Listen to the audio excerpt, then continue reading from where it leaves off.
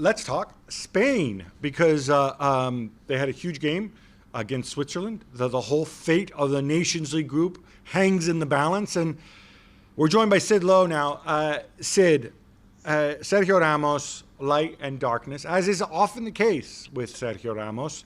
He beats Gigi Buffon's mark for European players in international appearances, 177, which I find just unreal. Although, as we said before, he won't have long to enjoy it, because you know Cristiano's going to stick around even if he has to be wheeled out there to go and beat that one day. But he also misses 2 penalties, one of them an homage to Ademola Lookman. Real homage. Can you help me? You know this guy. You've seen him up close. You know him well for, 15 years now? Can you explain to me, because it's odd, because when we see defenders getting older, and obviously he's one of the greatest ever, but when you see them getting older, we sometimes see their physical skills on the wane, but mentally they remain very, very strong. With Sergio Ramos, it seems to be that physically he's fine, from what I can tell, but we've seen some poor decision-making, I'm talking defensively here, more than the penalty, although why you would take that penalty in that way, the second one, after you've missed the first one, is beyond me. Yeah, I mean, look, I think you're right. I think it's, the penalty thing is really just anecdotal, isn't it? It happens. You can miss 2 penalties, and he'll take the next one. Bear in mind that before he missed these 2 penalties, he'd scored 25 in a row. So this isn't a guy that's taking penalties for the sake of it. It's a guy who's very, very good at taking penalties. And the second one was obviously particularly poor, but he's had really pretty good results for the most part taking that kind of penalty. In terms of his defending, the curious thing is, and I think you're right, you watch Ramos and you think this isn't a guy that's physically getting weaker. I think that's absolutely true. In fact, if anything, you look at the shape he's in, he might even look better than he ever has. He looks much more stripped down than ever before. Physically, I think he's in fantastic shape. And the other thing is, I think that the errors we're seeing from him are actually, in a way, very much in character. These are the kind of things we've seen from him throughout his career, that occasionally he'll come a long way out of the defence and he'll win the ball. But of course, if he doesn't quite win it, then he leaves a big gap behind. And you look throughout his career, and there are moments like this, all the way through his career, moments where there's a little lax of concentration, or moments where he's not quite in the right place and therefore leaves a gap behind him. I think we've seen one of the qualities that Raphael Varane has had over all of these years, and I don't think it's been talked about enough, is how often he sweeps up for Ramos. Now, obviously, there's been a lot made, for example, of how much worse Varane is without Ramos' leadership, without his guidance through games. But actually, I think it would be fair to say that Ramos himself has benefited from Varane's pace, from his recovery ability over the years. And so I think that the mistakes that Ramos is making now of being pulled out of position quite a long way, as he was against Switzerland at the weekend, are actually things that we've seen before. And I think this is a recurring thing with Ramos, is that quite often you will get to the point around about Christmas time, and you'll think Ramos really isn't playing well. That through the autumn and the beginning of the winter, he's actually not that great, in truth, positionally, in terms of the kind of traditional elements of defending.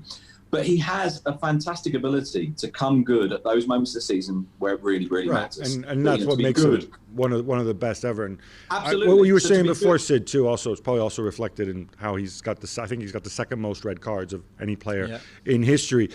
Jules, you wanted to ask about decisions made up front. I mean, now it's a huge game against Germany, because they dropped those points as well against Switzerland. I was very, very surprised that Alvaro Morata didn't start that game, especially after how good he was against the Netherlands, or be in a friendly. Do you expect him to start against Germany? And did Luis Enrique made a mistake by not starting him on Saturday night?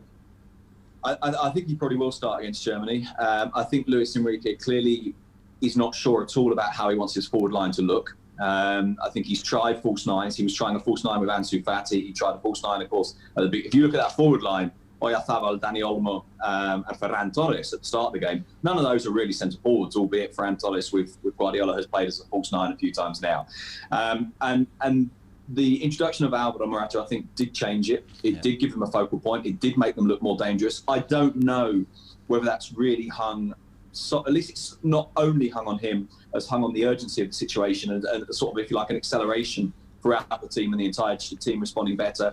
But I think it's true that Luis Enrique isn't sure how he wants to do his forward line, but I think he will play Morata against Germany. Also, one of the things that's interesting about Luis Enrique is he just changes his team every time.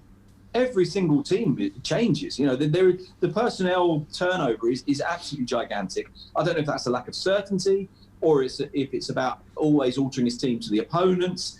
He said before that he's driven by people's form as much as their actual base talent, if you like, in terms of picking teams. And I must admit, at times, I find it really quite disconcerting. Well, but I mean, I think it's probably also a function of the fixture congestion and the global pandemic that we're in. I have less of a problem with it as long as you don't do it in a major tournament. They're not there yet.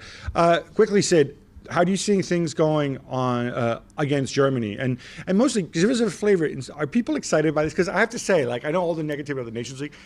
I kind of get excited at these internationals, even with nobody in the stands, knowing that there's a little something at stake. Like, I got well into the games. Is that the feeling in Spain, or are they just kind of like, roll on La Liga?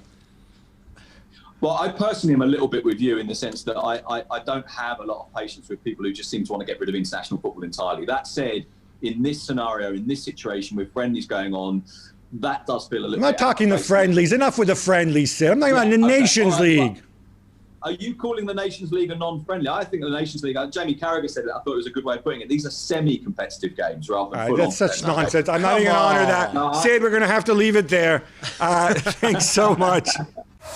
Well, thank you very much for watching ESPN on YouTube. For more sports highlights and analysis, be sure to download the ESPN app. And for live streaming, premium content, and let's not forget as well, ESPN FC 7 days a week. Subscribe to ESPN Plus.